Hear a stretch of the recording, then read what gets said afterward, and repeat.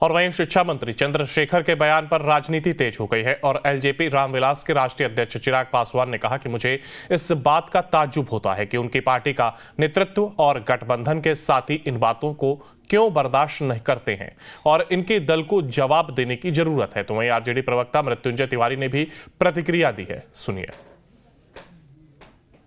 समझ के परे है कि वो अपने विभाग का ध्यान रखने के अलावा उनकी चिंता सनातन धर्म को गाली देने को लेकर इतनी ज़्यादा क्यों है, ये हम लोग की समझ के परे है।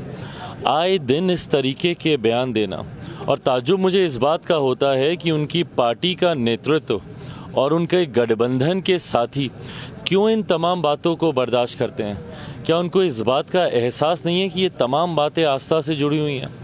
कहीं ना कहीं आप लोगों की भावनाओं को आहत कर रहे हैं, कहीं ना कहीं लोगों की भावनाओं को आप भड़काने का काम कर रहे हैं। ऐसे में जवाब इनके दल को देने की ज़रूरत है कि क्या आप सनातन पे हो रहे इस तरीके की बयानबाजी को क्या वो बर्दाश्त करेंगे। और उन्होंने बर्दाश्त किया है, इसीलिए उनका हर्ष पिछले जितने भी राज्यों में चुनाव हुए हैं, अगर ये अलायंस हारा है तो इन बयानों की वजह से ही हारा। आरजेडी के ही एमएलए। देखिए, ये बात तो जब कोई बीमार पड़ता है तो वो अस्पताल ही जाता है, शिक्षा चाहिए तो स्कूल और कॉलेज ही जाता है, और मंदिर आस्था का विषय है, मंदिर भी जाते हैं। हमारे नेता तेजस्वी यादव जी ने तो कहा कि उनके घर में ही मंदिर है, और अभी तिरुपति गए, बाल चिलवा कर आए। आदरणीय लालू प्रसाद जी मंदिर में गए, पूजा किए हैं। ये आस्था का विषय है, ये सियासत का विषय नहीं है। और सब लोग अपने अपने धर्म के अनुसार पूजा पाठ करते हैं, इसमें कहाँ कोई परेशानी है। लेकिन बीजेपी जिस तरह से धर्म के नाम पर, भगवान के नाम पर सियासत करती है, इसका विरोध है। और इसी पर ज्यादा जानकारी के लिए हमारे साथ हमारे संवाददाता उत्कर्ष कुमार जुड़ गए हैं। उत्कर्ष, देखिए, राजनीति और क्या धर्म दोनों को जिस तरीके से अब बयानबाजी सामने आ रही है और शिक्षा मंत्री की भी बात इसमें निकलकर सामने आई, जिस तरीके से वो समर्थन करते और अपने लोगों को समझाते हुए नजर आ रहे हैं।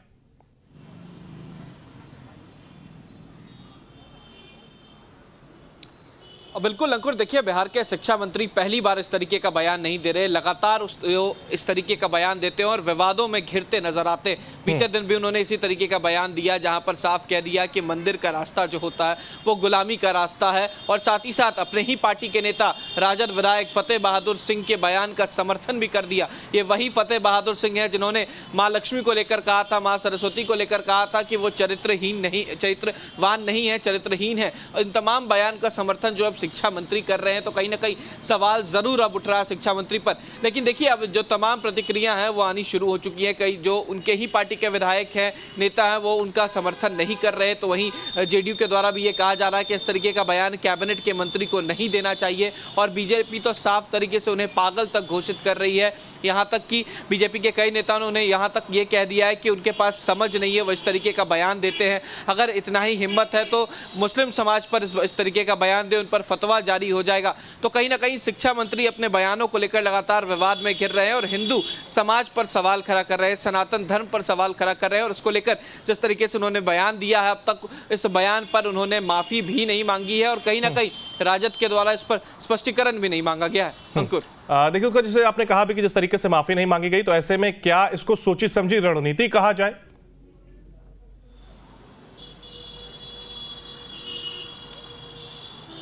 बिल्कुल, देखिए, इस तरीके का बयान लगातार अगर पार्टी के अलग अलग नेताओं के तरफ से आ रहा है, चाहे वो फतेह बहादुर सिंह हो, बीते दिन अजय यादव हो, या फिर अब खुद बिहार के शिक्षा मंत्री प्रोफेसर चंद्रशेखर हो, अगर इस तरीके का बयान लगातार आ रहा है तो ये साफ है कि उन्हें रोका नहीं जा रहा, उनसे शो कॉज नोटिस नहीं किया गया है, अब तक उनसे स्पष्टीकरण नहीं मांगा गया है। तो ये सोची समझी साजिश है। और तेजस्वी यादव ने पहले भी कहा था कि हम राम को मानते जरूर हैं, लेकिन जिस तरीके से मोदी जी ये प्रकट कर रहे हैं कि राम को हमने लाया है, तो राम को किसी ने लाया नहीं है, राम खुद आए हैं। तो इस तरीके के बयान को देखा जाए तो ये जरूर साफ होता है कि ये सोची समझी राजनीति है, और राजनीति के तहत 24 में लोकसभा जो चुनाव होने वाले हैं उसके तहत ये राजनीति जो है वो की जा रही है। बिल्कुल उत्कर्ष, और देखना होगा, देखिए, बयान पे कायम रहते हैं शिक्षा मंत्री या फिर उनकी ओर से माफीनामा सामने आता है। फिलहाल बहुत शुक्रिया उत्कर्ष आपका हमारे साथ जुड़ने के लिए और जानकारी साझा करने के लिए।